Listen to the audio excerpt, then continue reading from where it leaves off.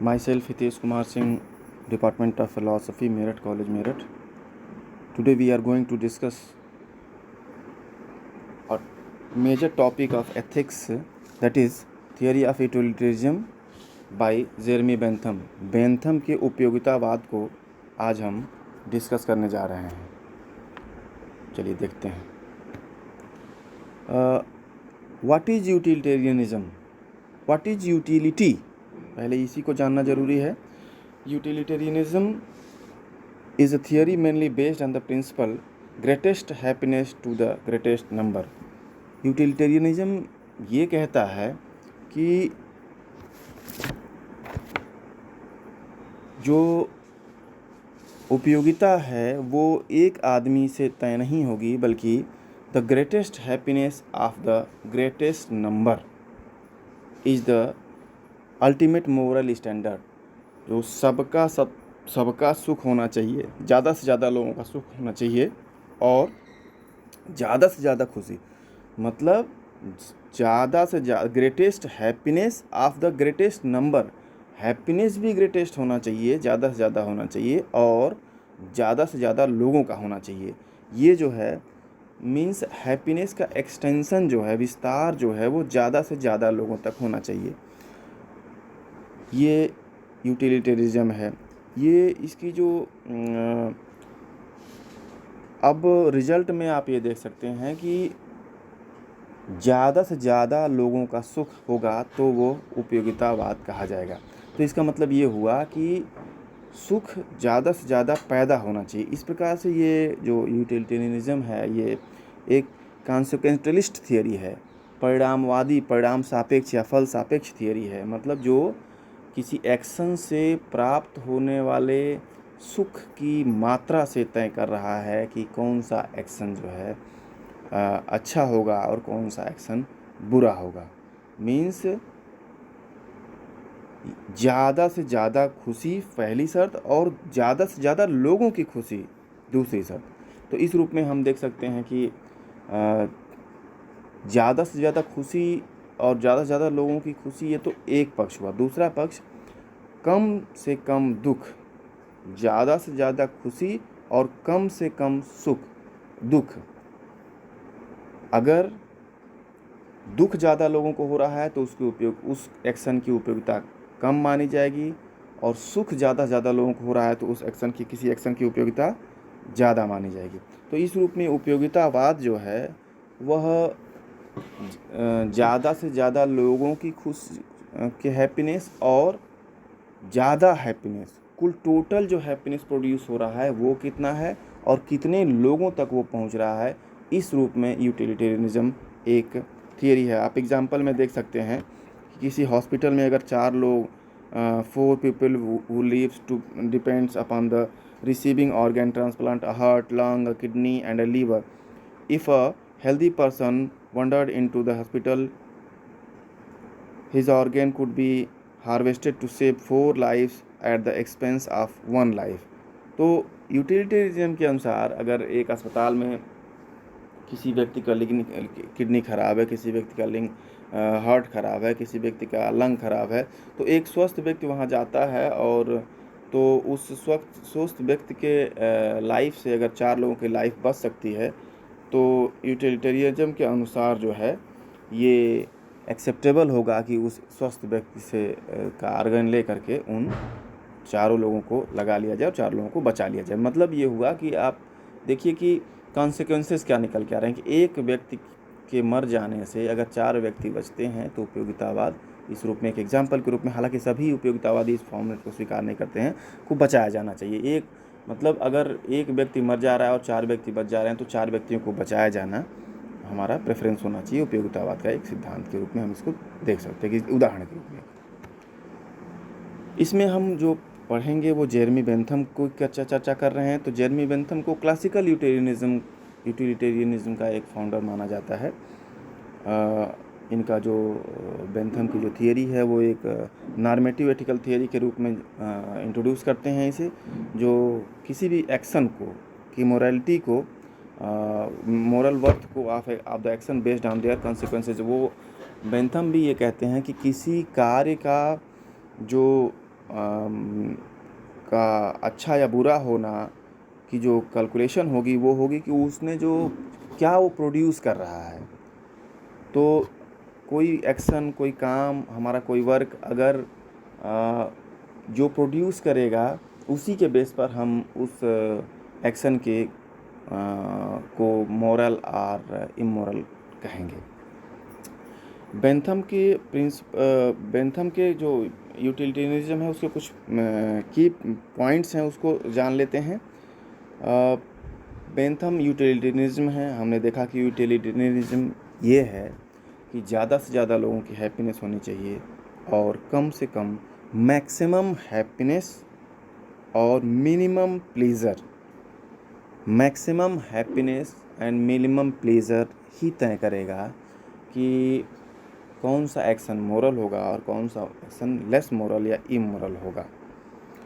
Bentham का जो ethics है, एथिकल थियरी है, वो हेडनिज्म है, हेडनिस्टिक भी है। उनका यूटिलिटेरियनिज्म जो है वो हेडनिस्टिक है। हेडनिस्टिक, यहाँ हेडनिस्टिक्स का मतलब, हेडनिस्टिक यूटिलिटेरियनिज्म का मतलब ये है कि किसी व्यक्ति का एक्शन अगर प्लीज़र पैदा कर रहा है तो वह मोरल माना जाएगा।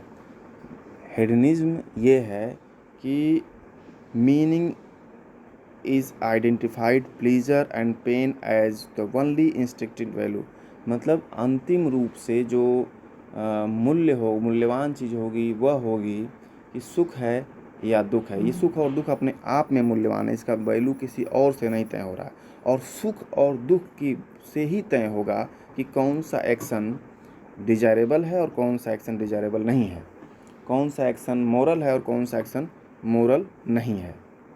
बेंथम का जो हेडनिज्म है वो क्वालिटेटिव हेडनिज्म ना होकर के क्वांटिटेटिव हेडनिज्म है। क्वांटिटेटिव हेडनिज्म का मतलब ये हुआ कि सुखों में कोई अंतर नहीं है उनकी क्वालिटी के आधार पर। गुणात्मक रूप से कोई सुख किसी सुख से छोटा या बड़ा नहीं होता है, बल्कि उसमें सुख की मात्रा कितनी है इससे जो है तय होता है कि कौन सा सुख जो है वो बड़ा होगा और कौन सा सुख छोटा होगा।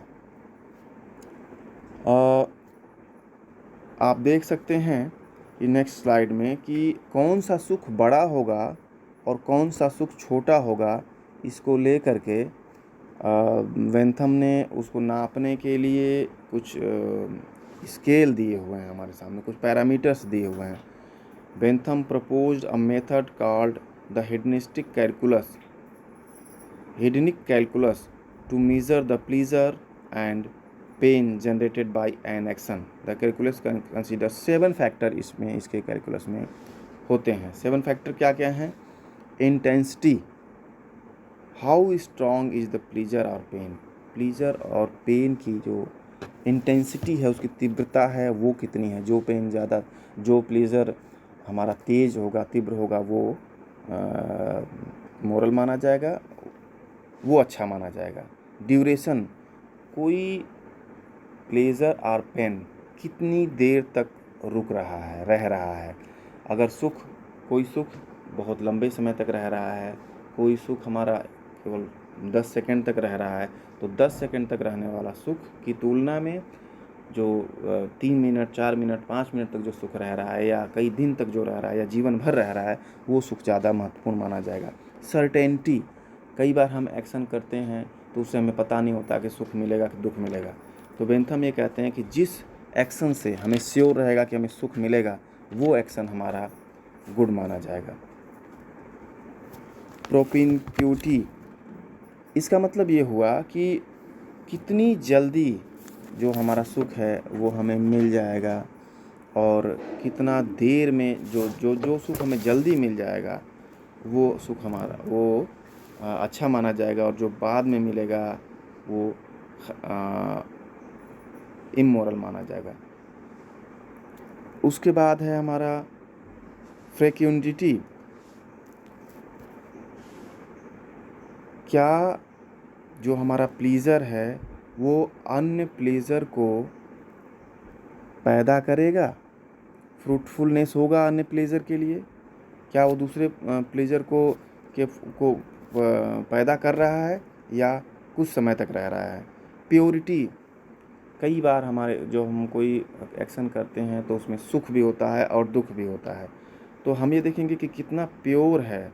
अगर सुख और दुख, कोई किसी एक्शन से जो सुख और दुख दोनों पैदा हो रहा है, किसी एक्शन से केवल शुद्ध रूप से प्योर सुख पैदा हो रहा है, प्योर प्लेजर पैदा हो रहा है, तो वो जो है, जो प्योर प्लेजर होगा वो ज़्यादा महत्वपूर्ण माना जाएगा। एक्सटेंशन, एक्सटेंट, कोई सुख जो है वो कितने लोगों को अफेक्ट कर रहा है, ये जो 7th पैरामीटर है बेंथम का, ये बहुत महत्वपूर्ण है। यहीं से बेंथम का जो हेडनिज्म है वो यूटिलिटेरियनिस्टिक हो जाता है कि एक सुख केवल एक आदमी का हो रहा है या बहुत सारे लोगों का हो रहा है, तो जो सुख बहुत ज़्यादा लोगों का होगा वो ज़्यादा महत्वपूर्ण हो जाएगा बनिस्बत इस बात के कि जो सुख एक आदमी का हो रहा है। बेंथम की फ़िलॉसफ़ी जो है वो हमने पहले ही चर्चा कर लिया था कि कॉन्सेक्वेंशलिस्ट हैं बेंथम, परिणामवादी हैं या फल सापेक्षवादी हैं। वो भी ये बात कहते हैं कि किसी एक्शन का जो गुडनेस डिसाइड होगी वो होगी कि वो जो उसका आउटकम आ रहा है। और बेंथम हेडनिज्म में भी विश्वास रखते हैं, तो मतलब सुख हमारे जीवन का लक्ष्य है, जो हमारे एक्शन का लक्ष्य है होना चाहिए। इंस्टिंक्टिव वैल्यू मानते हैं प्लीज़र में, और प्लीज़र चूँकि किसी एक्शन से प्लीज़र पैदा हो रहा है तो उसके पैदा होने वाले सुख की मात्रा से ये तय हो रहा है कि कोई एक्शन जो है वो राइटनेस और रॉन्गनेस उसकी, तो इसलिए ये परिणाम फल सापेक्षवादी भी हैं और सुखवादी भी हैं। बेंथम का जो सुखवाद है वह बेंथम साइकोलॉजिकल हेडनिज्म यानी मनोवैज्ञानिक सुखवाद में भी विश्वास रखते हैं। बेंथम का ये कहना है कि nature has placed mankind under the governance of two sovereign masters, pain and pleasure. सुख और दुख के अंडर में प्रकृति ने हमें रखा हुआ है और वही तय करते हैं कि कौन सा एक्शन करने योग्य है और कौन सा एक्शन करने योग्य नहीं है। It is for them alone to point that we are to do as well as to determine what we shall do. हम क्या करेंगे ये सुख और दुख ही तय करते हैं। बेंथम ये कहते हैं कि हम साइकोलॉजिकल हेडनिज्म में विश्वास रखते हैं। बेंथम मीन्स मनुष्य स्वभाव से ही सुख चाहता है, प्लेजर चाहता है और दुख से बचना चाहता है। तो स्वभाव से मनुष्य अगर ये चाहता है तो, लेकिन बेंथम ये कहते हैं कि यहीं से साइकोलॉजिकल हेडनिज्म को मानते हुए भी बेंथम जो हैं वह एथिकल हेडनिज्म को भी मानते हैं। वो कहते हैं कि we do desire pleasure therefore we are to desire pleasure. हम सुख चाहते हैं इसलिए हमको सुख चाहना चाहिए।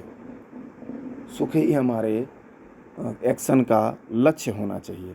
तो बेंथम साइकोलॉजिकल हेडनिज्म, बेंथम का जो एथिकल हेडनिज्म है वो साइकोलॉजिकल हेडनिज्म पर टिका हुआ है। बेंथम के एथिक्स की एक और महत्वपूर्ण बात है कि क्वांटिटेटिव अप्रोच है बेंथम का। क्वांटिटेटिव अप्रोच का मतलब ये हुआ कि एक सुख और दूसरे सुख में केवल क्वांटिटी का डिफरेंस है, क्वालिटी का डिफरेंस नहीं है। ऐसा नहीं है कि एक सुख जो हम कविता पढ़ रहे हैं तो वो एक सुख उच्च क्वालिटी का, उच्च गुणवत्ता का माना जाएगा, और जो हम मछली मार रहे हैं और या शिकार कर रहे हैं तो उससे पैदा होने वाला सुख जो है वो नीचे की मात्रा का माना जाएगा।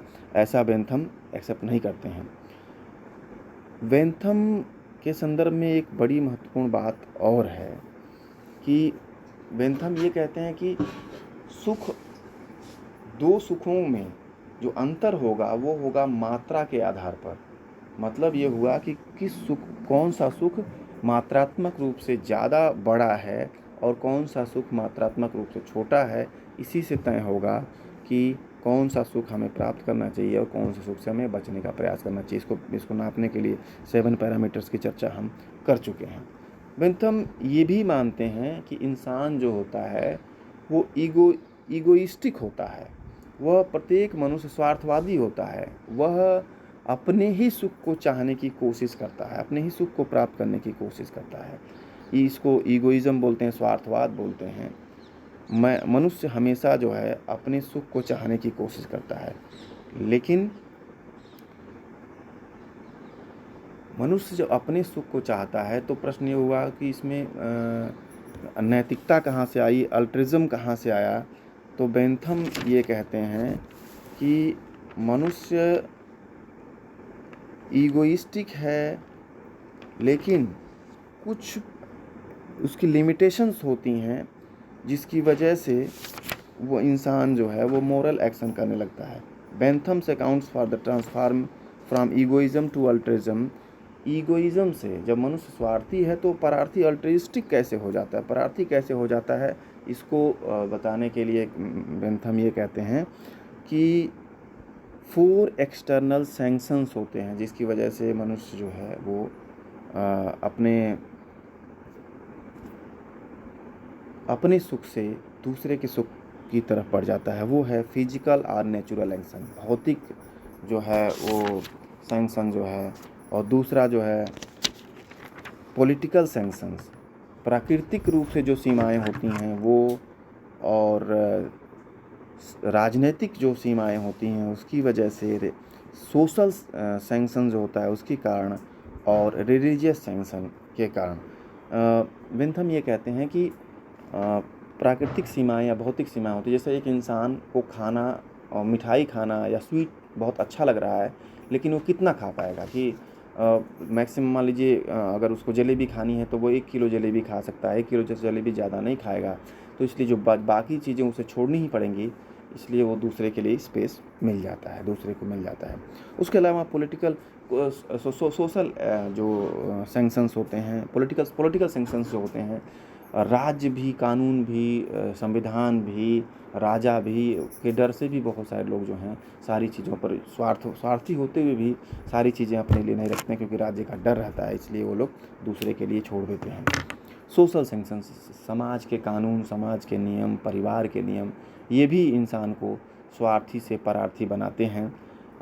इंसान सामाजिक नियमों से, सामाजिक मान्यताओं के कारण जो है परार्थी बन जाता है। उसके अलावा रिलीजियस सैंक्शन, गॉड का डर होता है, धार्मिक नियम कानून होते हैं, उसके डर से जो है इंसान सब कुछ अपने लिए नहीं करके दूसरे के लिए भी स्पेस दे देता है। भगवान के डर से कि अगर हम यही करेंगे तो भगवान हमको दंड देगा, इस डर से भी जो रिलीजियस हमारे लॉज होते हैं, रिलीजियस जो ट्रेडिशंस होती हैं, उसकी वजह से इंसान स्वार्थी से परार्थी एक्शन करने लगता है। तो बेंथम के एथिक्स में, एथिकल थियरी में हम देख सकते हैं कि बेंथम यूटिलिटेरियनिज्म में यकीन रखते हैं। मतलब यूटिलिटेरियन मीन्स कि maximum pleasure for the maximum people, ज़्यादा से ज़्यादा सुख और ज़्यादा से ज़्यादा लोगों का। ये थियरी, यूटिलिटेरियन थियरी बेंथम की जो ये है, यह एक प्रकार से फल सापेक्षवादी है, कॉन्सिक्वेंटलिस्ट हैं बेंथम। जो हमारे एक्शन से जो पैदा होगा उससे तय होगा कि वो अच्छा है या राइट है या रॉन्ग है, जो भी फल निकलेगा उससे। बेंथम हेडनिस्टिक हैं, हेडनिज्म में यकीन रखते हैं। मीन्स बेंथम ये कहते हैं कि जो सुख और दुख हैं, इसी का एक इंस्टिंक्टिव अंतर्भूत मूल्य होता है, और उसी से तय होता है कि हमारा एक्शन, कौन सा एक्शन राइट होगा और कौन सा एक्शन रॉन्ग होगा। बेंथम ईगोइज्म में यकीन रखते हैं, मानते हैं बेंथम कि मनुष्य जो है स्वभाव से स्वार्थी होता है, लेकिन कुछ प्राकृतिक सीमाएं, कुछ सोशल सैंक्शंस हैं, कुछ पॉलिटिकल सैंक्शंस हैं, कुछ रिलीजियस सैंक्शन हैं, जिसके कारण इंसान जो है वो स्वार्थी से परार्थी बन जाता है। बेंथम साइकोलॉजिकल हेडनिज्म में यकीन रखते हैं। कहते हैं कि बेंथम मानते हैं साइकोलॉजिकल हेडनिज्म का मतलब ये होता है कि मनुष्य जन्म से, स्वभाव से ही सुख चाहता है और दुख से बचना चाहता है। और उसके बेंथम का जो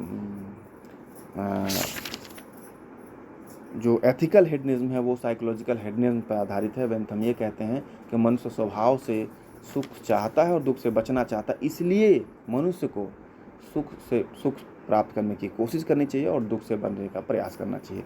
तो इस रूप में हमने बेंथम की थियरी को देखा। बहुत सारी क्रिटिक्स भी हैं बेंथम की थियरी पे, आप पीपीटी में देख सकते हैं कि इनकी क्रिटिक्स जो हैं की जाती हैं कि ये प्लीज़र और पेन को एक्यूरेटली जो है कैलकुलस की बात करते हैं, जो कि प्लीज़र और पेन कोई फिजिकल चीज़ आपके पास अवेलेबल नहीं होती कि उसको 1 किलो आलू है या 1 किलो पोटैटो है उसको आप नाप सकें, तो ऐसा नहीं हो सकता है। तो उनके कैलकुलस मेथड की भी क्रिटिक की जाती है। अगर मनुष्य जन्म से स्वार्थी है तो जस्टिस क्या होगा, राइटनेस कैसे सुख से तय होगी। कई बार जो है आप अपने सुख का त्याग करके दूसरे के सुख के लिए काम करते हैं, तो उसकी एक्सप्लेनेशन बेंथम की थियरी में कैसे हो पाएगी। जो मोरल सैंक्शन की बात, जो इन्होंने सैंक्शंस की बात किया है, वो तो बिल्कुल आउटर सैंक्शन है, जबकि मोरालिटी जो है वो इनर पर्सपेक्टिव से आती है। अंदर से नैतिकता के लिए दबाव हम अंदर से महसूस करते हैं, बाहर से नहीं। तो इस रूप में हमने आज बेंथम के एथिक्स को देखा। Thank you.